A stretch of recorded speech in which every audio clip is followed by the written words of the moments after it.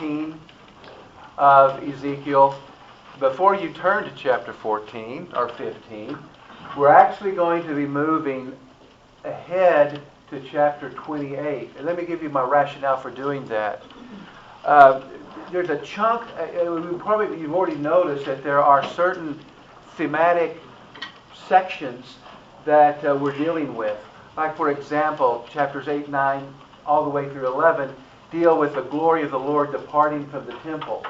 Now there's a large chunk of Ezekiel that's dealing with God's judgment being pronounced through Ezekiel for some of the surrounding nations.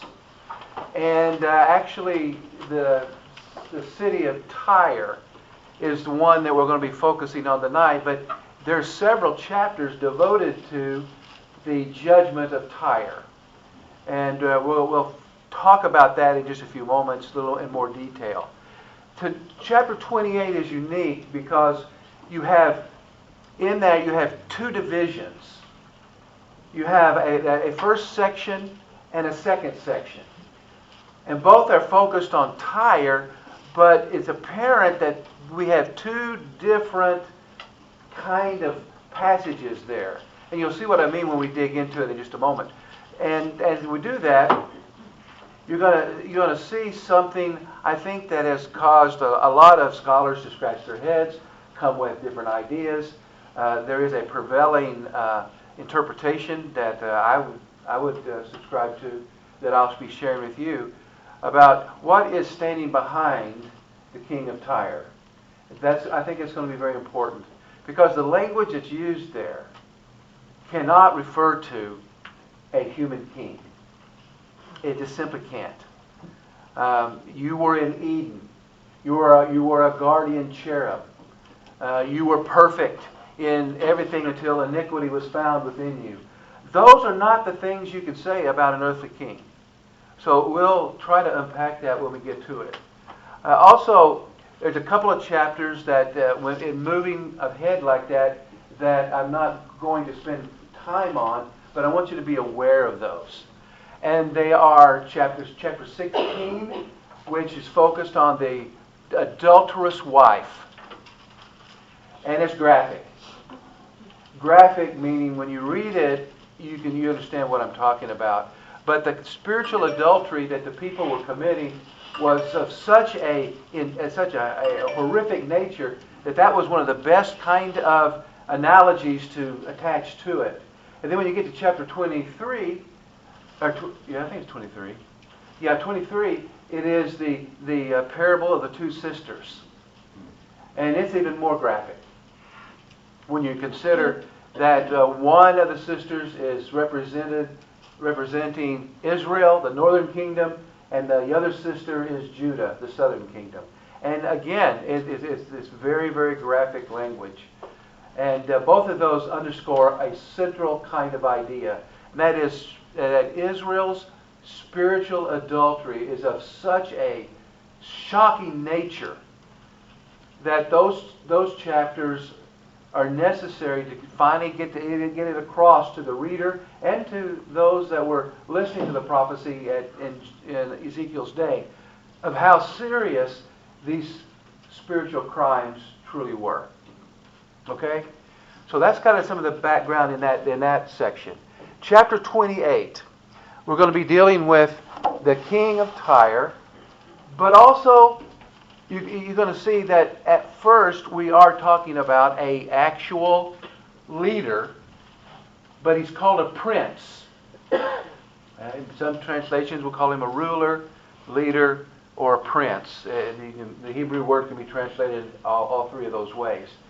And then, though, when we get to the second half of the chapter, it's no longer a prince, it's the king. And those words are different in the Hebrew text. They're not the same. And that would give us indication that we're talking about two, in one sense, different things. All right? So we'll get to that. Let me tell you a little bit about Tyre. Tyre was on the Phoenician coast in north of Israel. And during the days of David and Solomon, the king of Tyre was very, very pleasantly disposed toward David. He was a friend. He was an ally. Also with Solomon. They were to both David and Solomon, they had friendly relationships. Now, but it didn't stay that way. There was also, not from Tyre, but from a sister town called Sidon, there was a very notorious queen that came from that region, and she came and married the king of Israel. Her name was Jezebel. That's where Jezebel came from. And she imported some of the most grotesque forms of idolatry into Israel. And you know, even the name Jezebel, you probably got enough right there. You've heard enough of your life to understand something about her character, her nature. Now, but Tyre prior to that was friendly to Israel, but it ended up not being so. It was actually built a half mile. It was on an island away from the coast. All right, you got that kind of picture to mind? It was also very well fortified. At places, their wall was 150 feet tall. And it was almost impossible, or it was dreamed or thought to be impossible, to be able to, for an opposing army, to do anything with Tyre. As long as they had enough food and water, drinking water, they could withstand a siege for a long, long time, because you can't get to them. You've got a half mile of the Mediterranean Sea. You have to ford across to get to them. And it became very, very wealthy. It had a nice port. One of the kings actually built a southern port, so you had a lot of shipping going on there too, and trade. So it became a very wealthy area. All right. And now I think, if I remember right, the Greeks did conquer it. I think it was the Greeks. It could have been the Persians, where they actually filled it in and built a bridge to them, and then the city fell. And but I didn't come with that specific in mind, so I didn't look that up. Now, that's just a little bit of background about Tyre. So let's begin by looking at chapter 28, verse 1. The word of the Lord came to me, Son of man, say to the prince of Tyre, thus says the Lord God, because your heart is proud, and you have said, I am a god, and I sit in the seat of the gods, in the heart of the seas, yet you are but a man, and no God, though you make your heart like the heart of a god. You are indeed wiser than Daniel. No secret is hidden from you. By your wisdom and your understanding, you have made wealth for yourself, and you have gathered gold and silver into your treasuries. By your great wisdom in your trade, you have increased your wealth, and your heart has become proud in your wealth. Therefore, thus says the Lord God, because you make your heart like the heart of a god, therefore, behold, I will bring foreigners upon you, the most ruthless of the nations, and they shall draw their swords against the beauty of your wisdom and defile your splendor. They will thrust you down to the pit, and you shall die the death of the slain in the heart of the seas. Will you still say, I am a god, in the presence of those who kill you?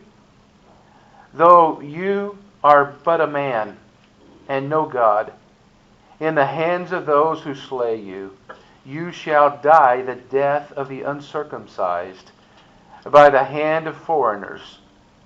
For I have spoken, declares the Lord God. So God is pronouncing through Ezekiel a judgment upon the king of Tyre and Tyre itself. And in so doing, he's also pointing out some very important things to consider. This was a very prosperous, as I mentioned, a very prosperous place, prosperous city, prosperous region because of the trade that they would participate in. But also with that prosperity came something else. Arrogance, hubris, pride. And that's what the king was experiencing. Reminiscent of I think Daniel chapter 2, where Nebuchadnezzar becomes so proud And in his arrogance, a year later, then the judgment fell where he would for 7 seasons live like an animal. You may remember some of that mentioned there. So with that in mind, back to here. Here is this king, very proud of all that he accomplished. Some of the kings, especially the ones that were friendly, or the one that was friendly with David, was reported to be a very, very wise king. So he was very wise, very able to capitalize on all the trade and that kind of thing, and he became very, very, very wealthy, as well as the place itself. Now, along with that wealth comes the problem. The problem is pride. Beginning to believe his own press releases. In other words, I'm not just a man. I'm God. I'm a God. And I sit in the seat of gods. It wasn't totally unusual, even in the ancient world, for kings sometimes to be looked at as being more than simply a human being. The pharaohs were like that. When you get into the Caesars, you got into the emperor cult that developed. Not so much with Julius Caesar, but when Augustus came along, it began to be. Now, you remember Augustus, Octavian? He was the one that was Caesar when Jesus was born. You know, when Caesar Augustus. Now he had a title. Interesting enough, his title was Son of God.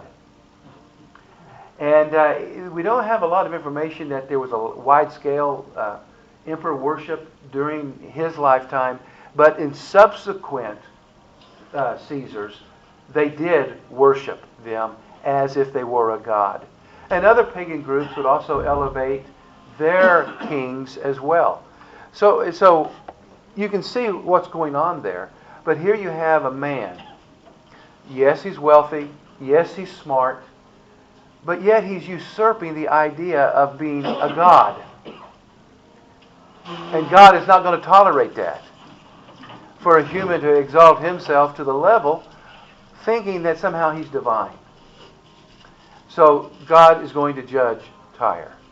Even though it looks like they live in a very secure environment, no one can get to them. But the threat is, yes, they will. And then there's, this is kind of an incidental issue. Those living in Tyre, Sidon, in that region, they also practice circumcision, as the Jews did. Now, they didn't look at it for the same purpose, the same symbol, but they did look upon that as a common practice. That's why it becomes a little more intense toward the end of the judgment of this section. It says, "You shall die the death of the uncircumcised." In other words, you think you're a god. You consider yourself a god. But you're going to die like a man, because that's what you are. And then the idea is when you go to the place of the dead, you're not going to be with great kings who preceded you in death. You're going to be relegated to an area where the uncouth people are. So it would be a very strong warning that Ezekiel is proclaiming. Okay. Now let me kind of back up for a moment and give you opportunity. Anything that crops up you want to make a comment about in these first 10 verses, or is there something you got a question about anything that we've looked at thus far?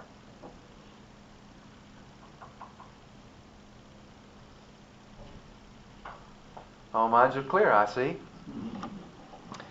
Now I want you to notice a transition. Now, you may have a Bible that shows you or indicates to you there's a transition here. Verse 11 says, "Moreover, the word of the Lord came to me." Now, that lets us know right there that there's a change. The word of the Lord came to him in verse 1.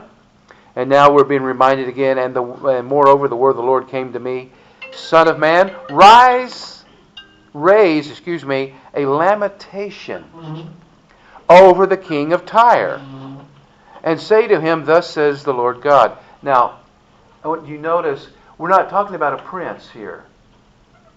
We're talking about a king. Though I think that's significant.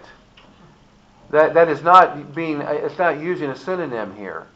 It is giving us something significant there, I believe. And along with that, it's a lamentation. Lament the king of Tyre. Sing a song, a sad song, a dirge, a funeral song for the king of Tyre. And then he's going to begin unpacking that in the next few verses. Okay, now this is where I really do think the situation shifts, and what Ezekiel is going to share, what he's going to share next, gives us almost a dual kind of it's kind of has dual meanings. One, I think the king of Tyre is still in view to some degree, but it's not simply the king of Tyre that he's talking to. He's talking to the one who stands behind the king of Tyre. And because when you see the language that he uses, there's hardly any other really a reasonable explanation. For example, what does God say to him? The next part of verse 12 there. You were the signet of perfection. Now, what king could claim that? What man could claim that? Perfection. Full of wisdom and perfect in beauty. Again, interesting words. And then in verse 13, you were in Eden, the garden of God. Every precious stone was your covering. And then these are listed, sardius, topaz, diamond, beryl, onyx, jasper, sapphire, emerald, etc. And crafted in gold were your settings and your engravings. You see, you were in Eden. The king of Tyre, no king of Tyre was ever in Eden, the garden of God. I think what God is doing, what the Spirit of God is doing through Ezekiel, is he's using an earthly king, but what he's doing is he's kind of opening the curtain for us just a bit, so we can see what lies behind, what is animating the king of Tyre. And I'll tie this together in just a few moments, I think with a little more clarity. Because there are certain aspects of the spiritual realm that you and I probably grew up not knowing or being aware of. Even though the Bible does hint at it and sometimes even say it in certain ways, we're just not accustomed to thinking along that line, that way. Let me give you some of some things you're probably more aware of. When you think about the heavenly realm, normally we limit the heavenly realm. We've got God, the Father, Son, and Spirit. We have archangels. We also have angels. Then there's Satan, and then there's demons. And that's about the fullness of what you and I have probably grown up learning about. We may make this statement, that demons are fallen angels.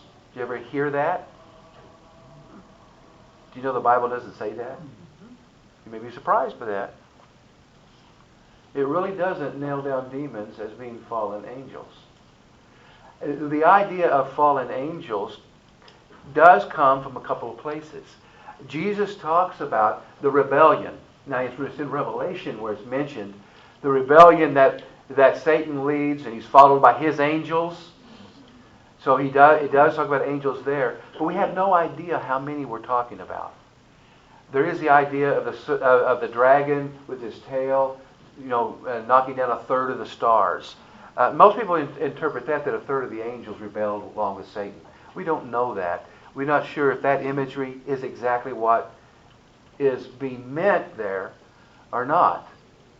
So what I'm going to do now is I'm going to point out a few things that may be helpful I want you to understand, and I will not be able to answer all your questions, because the Bible does not give us full answers to all of our questions, but it does tell us things. It does hint at things. Paul in Ephesians talks about that we wrestle not against flesh and blood, but against principalities and powers and rulers of the darkness in the heavenlies. He tells us that. Now, you need to listen. Is he being redundant and saying the same thing three ways? Or is he identifying three different kind of spiritual powers? Well, we talk about that all the time. But, so, you have this individual. He's being referred to, I'm suggesting to you, when you use language like you were in Eden, the garden of God, you were covered with precious stones, you were perfect in beauty and wisdom, you were full of wisdom, you had a signet of perfection, those kind of statements. What exactly are we talking about? Now, Satan is not identified by that title here. As a matter of fact, what you find in the Garden of Eden, you never, in the creation account and in the fall, that creature is never called Satan until the book of Revelation. So all the way through, you don't have that serpent being identified as Satan. But until Revelation, you have that dragon of yesterday. He's identified with the garden. Okay? We'll talk more about him in just a few moments. So what do we got here? Well, there are angels. Obviously, there's demons. In the New Testament, one of the words that's used a lot to identify what we call demons are unclean spirits. Okay, unclean spirits. We also have in the Old Testament a very unique revelation in the book of Daniel. Let me locate it. I think it's in chapter 10.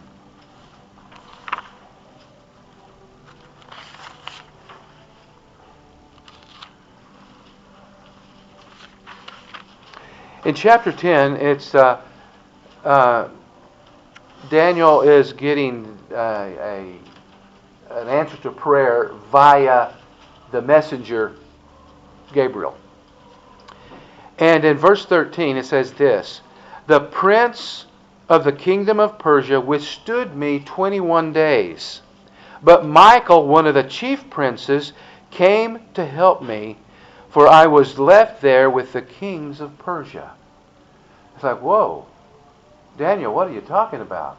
Now remember who it is that's speaking. Daniel's not the one speaking here. It's the angel speaking to Daniel about why the answer to his prayer was delayed for 21 days. Because there was a spiritual conflict that took place, and he simply calls this spiritual the prince of the kingdom of Persia.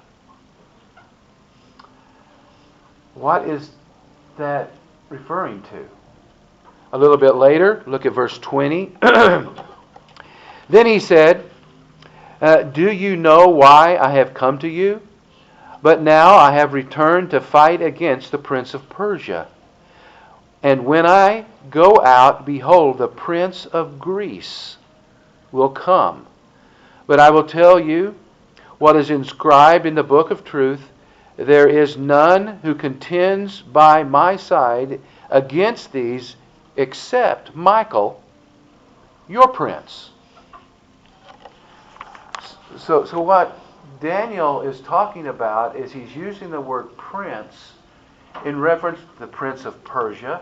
When that was being written, when that's taking place in Daniel's life, the kingdom that was now in charge was no longer the Babylonian kingdom. It was the Persians. So the Persians now were in control, but he talks about the prince of Persia. But he's talking about a conflict that is apparently not with an earthly individual, because he calls it the prince of Persia. And he also acknowledges a little bit later in the same chapter that not only is he going to contend again with the prince of Persia, he's going to have to also contend with the coming one. There's going to be a prince of Greece who's next. Now, I do not take this further than we're capable of taking it.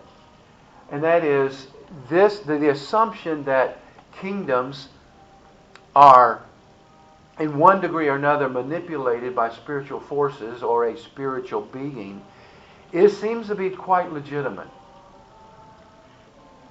Which, if you think about it, why do certain nations behave the way that they do? Is it simply the ingenuity or the desires of a leader? Or is there something more, I suspect, sinister pulling the strings?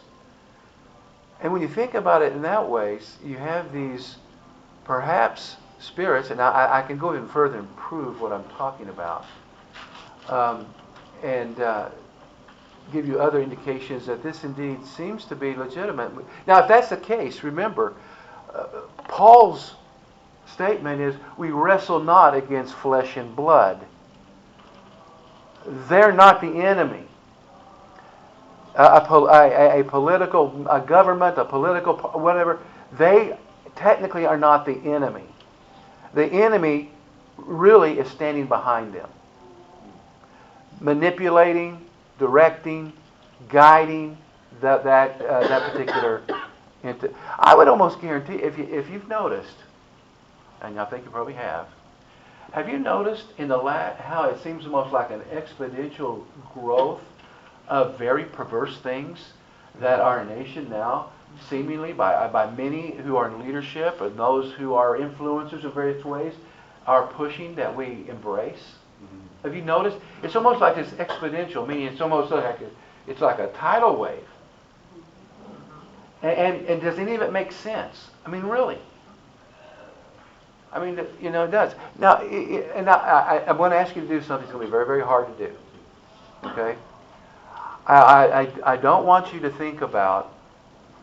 After I tell you don't think about it, you won't think about it. I know that. Don't you think about the current culture, the current, all the different kind of things that are being pushed, the trans agenda, and that kind of thing. When you begin thinking about it, if you can kind of step back, I want you to just kind of think about this. I come in, and I'm playing a part, obviously, I'm not serious. But if I come in and said, I really, really feel, I felt like this for most of my life, as far back as I can remember, that I'm actually a rabbit. Don't laugh at me. And I've been saving up my money, and I found a willing plastic surgeon, and he's going to do some work. He's going to help my ears lengthen. He's going to work on the back of my legs to make my legs a little more hoppy looking. And he's going to do some of those modifications. Now, just simply, and again, I'm not trying to make fun. I just want you to think about it. How many of you think that I really am a rabbit? None of you would. You know that's not true. But if I switch that and say that I think that I am, I've always thought that I am, I think I'm a woman in a man's body. Oh yeah, really? Well, Now just there's something's wrong. Something is just off base with that. And you wouldn't. And if you have some concern, were concerned that I thought I was a rabbit, you probably would want to do something. You're really not. I mean, you might feel that way. I can probably sympathize that you really feel that way, but you're just not what you really are. You're a totally different species of thing. You're not that thing. And that would be the loving thing to do. But why is it that other things can be so embraced? So much so that a doctor testifying before Congress would not say that men can't have babies. And she looked so foolish to be a brilliant person. But she was so committed to the ideology, she couldn't bring herself to say the obvious. Which is interesting. Now, I'm not done yet. I want you may want to flip over to Deuteronomy.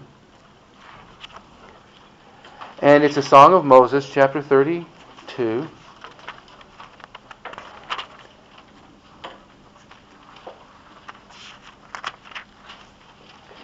And I want you to listen to verses 8 and 9. And the whole chapter is very, very helpful. But it's just, it's a Song of Moses. But in verse 8, he says this: when the Most High gave to the nations their inheritance, when He divided mankind, He fixed the borders of the people. Okay? And when did that happen? It's biblical history. When did that happen? Babel. When He confused the languages. Okay? That's what led to the different people groups. There's one human race, but there's different people groups within the human race. Okay? He goes on, according to the number of the sons of, most translations will say Israel. But that's in the Masoretic text. But there's a much older text of Deuteronomy. It goes back to the Essenes, even before the birth of Christ. And in their copy of Deuteronomy, it says this: according to the number of the sons of God. Okay? Now, for it to say the sons of Israel, that's called a textual variant. There is no sons of Israel at this point. God did not divide the nations according to the number of sons of Israel. But he says here that, and it's probably the correct rendering is, the sons of God. All right, so you see that, and it's somewhat startling. He just mentions it and goes right on. Then, in the book of Psalms, Psalm 82, and literally this was a psalm that confused me for years. I basically bought into what I was being told by some, reading commentaries. They were talking about, well, these are probably references to Judges. But it doesn't say that. In the Hebrew text there, it says this: God has taken His place in the divine council. Or it might say, in His council. Or He's taking His place in the council of God. That's what it literally says. Which is surprising. And he goes on, I'll read the balance of it. How long will you judge unjustly and show partiality to the wicked? Give justice to the weak and the fatherless. Maintain the right of the afflicted and the destitute. Rescue the weak and the needy. Deliver them from the hand of the wicked. They have neither knowledge nor understanding. They walk about in darkness. All the foundations of the earth are shaken. I said, you are gods, sons of the Most High, all of you. Nevertheless, like men, you shall die and fall like any prince. What is that talking about? Well, it's talking about a much more robust, unseen world than you and I probably have even ever really considered. Again, we don't have all the answers. So I'm kind of trying to weave all this together, and I'm still not going to be able to do, everything to make it satisfactory and all of the pieces go together. But this, In the Old Testament, there are several references to the sons of God. They always refer to spiritual beings that are in service of God. Never humans. Never humans. You find them in the opening chapters of Job. The sons of God come and appear before God. And Satan comes with them. And God begins asking Satan, what are you doing? And you have that whole dynamic. You get toward the end, chapter 38, I believe, and following, you have the statement there that the sons of God sang as God created the heavens and the earth. Again, sons of God. Now, I would suggest to you the sons of God are not angels. They are of a higher rank. As a matter of fact, the word angel is more of a job description than it is a designation of a particular kind of being. Because angels just simply means a messenger. That's what they do. So there seems to be far more out there. Which brings me all the way back. I know you're going to have questions, but it brings me all the way back to our current passage. Who is this? Who is this one that is standing behind? Well, he goes on, and in the latter part of verse 13, on the day that you were created, now we know that this is a created being. On the day that you were created, you were an anointed guardian cherub. I placed you. You were on the holy mountain of God. In the midst of the stones of fire you walked. You were blameless in all of your ways. From the day you were created till unrighteousness was found in you. In the abundance of your trade you were filled with violence. In the midst, and you sinned. And so I cast you as a profane thing from the mountain of God and destroyed you, O guardian cherub, in the midst of the stones of fire. Your heart was proud because of your beauty.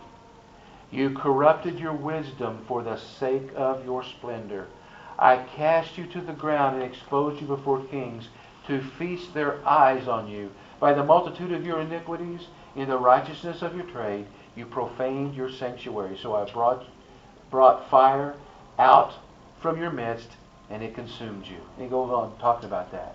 Now, if you turn over, and we're not going to take time to turn there, but you can also look at Isaiah chapter 14, where you get a very clear picture from, it's kind of a passage that kind of interpret each other, where you have there Isaiah writing in chapter 14 about, sometimes in some translations it says, you, O Lucifer, son of the morning.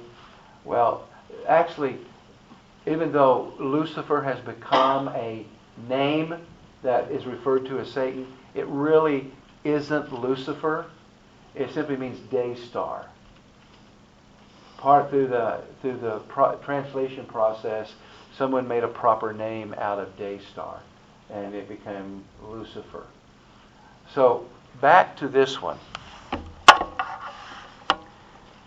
Who is this? Well, let's look at the description and determine what we're talking about. Who is it? Well, this creature was in the garden. This creature was created.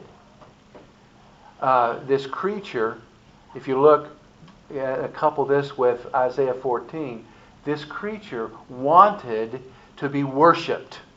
He wanted to raise his throne above the throne of God. He was proud. He was arrogant.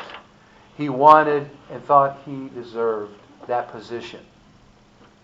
And that it's not pointed out that much here. But so let's go to the garden, and let's think about it for a little bit. What do we find there? Well, we have Adam and Eve living in the garden in the cool of the day. They walk with God. God has given them an occupation. They are to care for the garden. They are to care for Eden.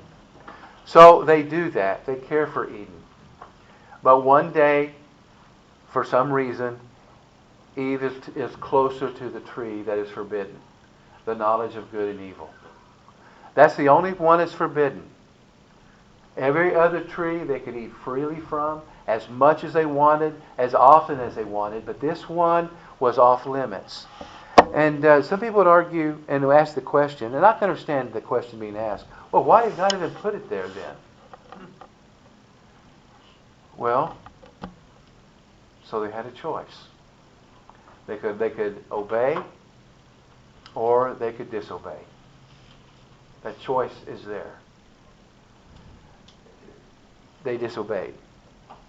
But as one day, I don't know how long it was after, I don't know time-wise, how long after creation or the creation of the woman that this took place.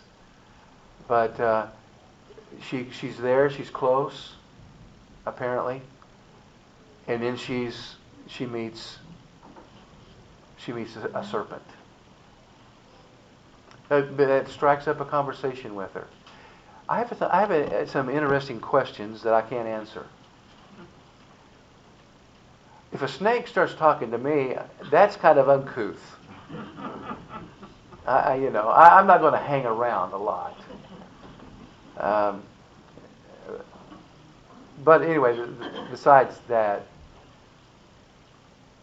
she seems perfectly natural to talk to this creature.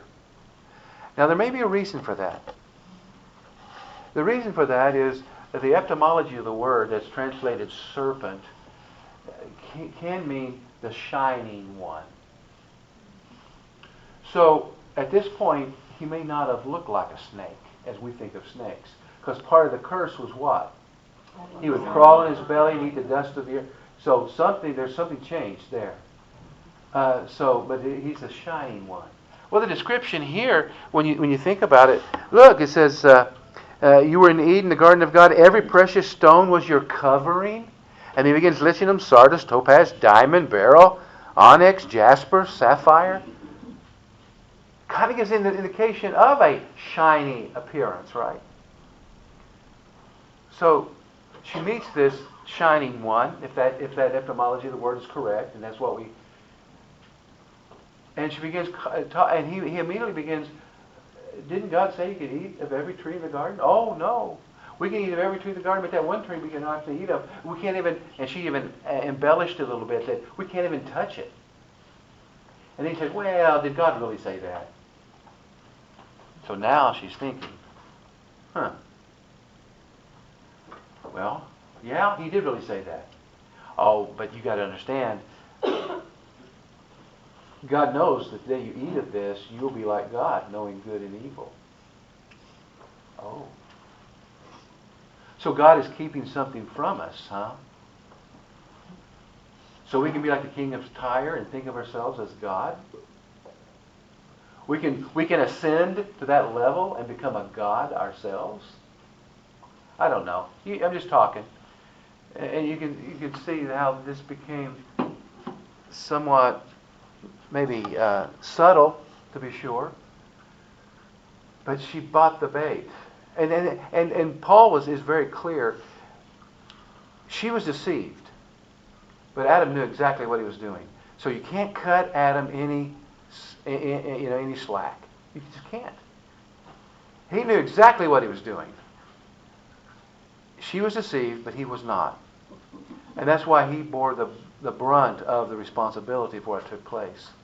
And if you read the text, and again, I don't know if I'm totally correct here, is he kind of looking over Eve's shoulder? I mean, really. Because it says, and she gave to her husband who was with her. So I don't think she took it and then run a half a mile. Hey, you know. He could have been far closer. And he could have immediately thought, if she is able to know good and evil like God, I don't want to be left out of this. Well, anyway, I don't know what was going through their minds. I'm just pointing out things. What I am suggesting to you, to kind of go a long way around, is this serpent in the garden became later what we refer to as Satan. Satan became a name, but originally it was not a name. It was the Satan in the Old Testament, the accuser. And later we attach a name to that spiritual being. So does he become the number one enemy of God? Or of God's people? The answer is yes. Why? That was always an interesting question. If there are all these sons of God, some of those have rebelled against God, why is it seems like Satan rises, or the one we call Satan, how does he rise to the top? Where he becomes the main leader. I got a guesstimation for you. Did you hear me say it's a guesstimation? You know, that means I'm inferring this. I am not saying this dogmatically like I know, because I don't know about that. I think the reason why he becomes the chief of all the others, of the rebellious sons of God, the rebellious angelic beings, why he becomes the chief of all those is because he was able to throw what looked like a monkey wrench into God's plan. Because of Satan's skill of deception, now there's death. Do you realize that was not part of God's original plan? There's another tree in that garden. What was that other tree called? The tree of life. And the reason why Adam and Eve were expelled from the garden was why? So they would not eat from the tree of life. That's why. Because then they would eat and live forever in that fallen condition that they were in. Even though it's going to be hard for you to grasp this, in our current fallen world, death is a good thing. Because it has been defeated by Christ himself. Amen. So Satan, that we call Satan, that being, for the devil, is because basically he has now he entered into God's plan, his world that he had created, now death. And Jesus came and took away the keys of death when he rose from the dead. Make sense to you to some degree? I mean, there's there's much more. There's much more. There are others that can give you much more information, because I know how that.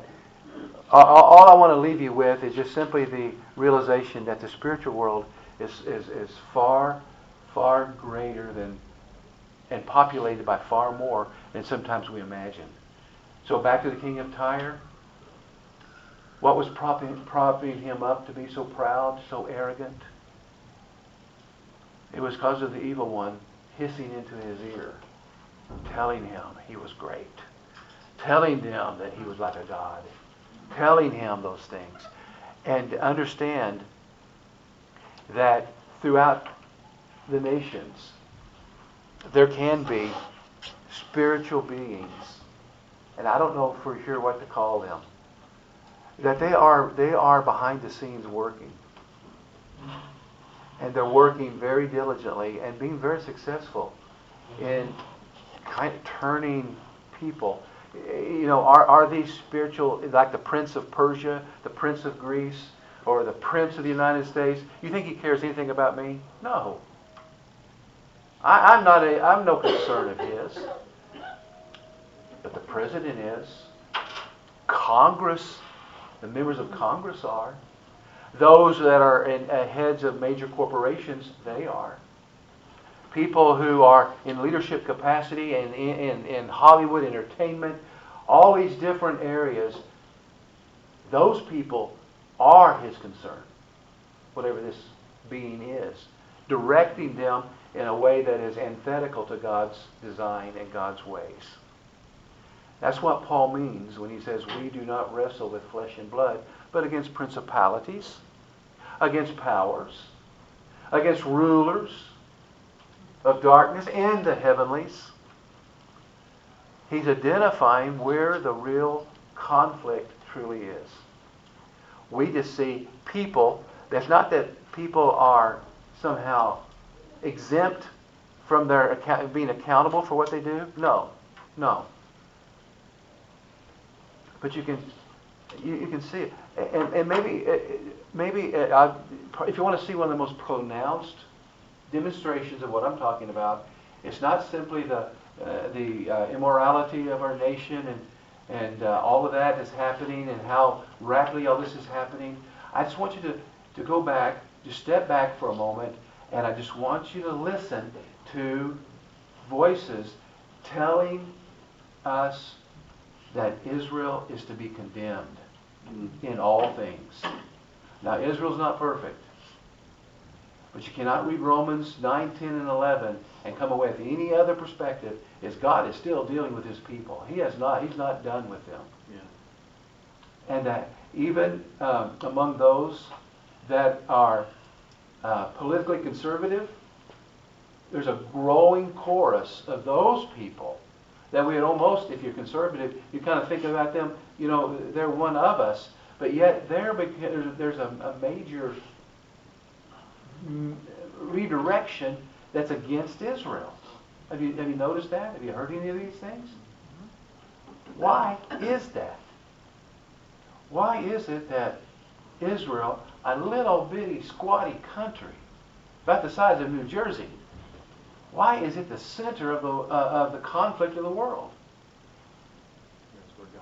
Why is Jerusalem a stumbling block for the nations? Why?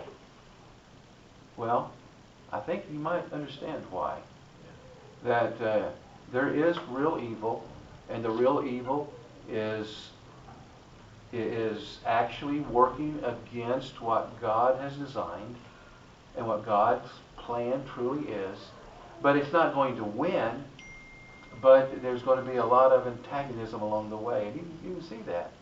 You can see that. Well, I don't want to go any more directions because our time's gone. But you can see it.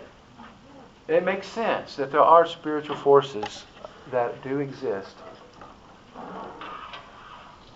that are, in one sense, animating a lot of the evil that we see in our world. A lot of the evil we see in our world. It's not just human fallenness. There's more going on than that. Okay, we got time for one question. If it's one that doesn't require an in-depth answer before we dismiss. Yes. The sons of God, they're literally his sons because he's only son of Jesus. Right. Very good question. Because it says that Jesus in John 3:16 and he's the only begotten Son. There are the B'nai Elohim, the sons of God, are mentioned many times in the Old Testament. But what it actually says about Jesus, it's the word that's translated that we're familiar with. We call it begotten, the only begotten Son. That's not the best rendering of that. It is a word that means one, but also has the idea of kind. Literally, who Jesus is, he is the only one of his kind. There may be lots of sons of God, but there's only one that is Jesus. You follow? And the only begotten has been problematic. I was talking to a Jehovah's Witness years ago, and he brought up an only begotten. Well, how? He obviously is a created being because he's been begotten. You can't unbegot, And I said, okay. Couldn't get beyond that. But the actual word, it's so unfortunate that it ended up being that way. A better way, probably in English, is what many of the modern translations will render it. He is the one and only Son. The only one of his kind. So all these other sons of God are created. Jesus is not created. All these other sons of God, and talking about the Old Testament, they began to exist. Jesus has eternally existed. Could God have sent one of these sons of God into the world to pay the penalty for our sin? No, He couldn't. Because their sacrifice would never be sufficient enough. You know, crimes against God, crimes against God, merit eternal punishment. They do. And if that bugs you a bit, or somebody asks you that and it bugs them a bit, just think of it for a moment. If I get mad at Greg, and I say it real loud to everybody, I'm going to get you. Just wait. I'll take a shot when you're not looking. Now, if I say it to him, and you go tell the sheriff, you know what he's going to say? Well, I really can't do anything yet. You've got to wait till you're shooting first, then you can't do anything. But if I say that against the President of the United States, why is that different? It's because who we're talking about. That's why. That's why. So when you're talking about God, that's why our sin merits eternal punishment. And only God Himself, the Eternal One, can adequately pay the price to take care of human sin. Only He could do that. So God Himself did what only God could do. Thank you so much. Appreciate it. Thank you. Don't get tired talking.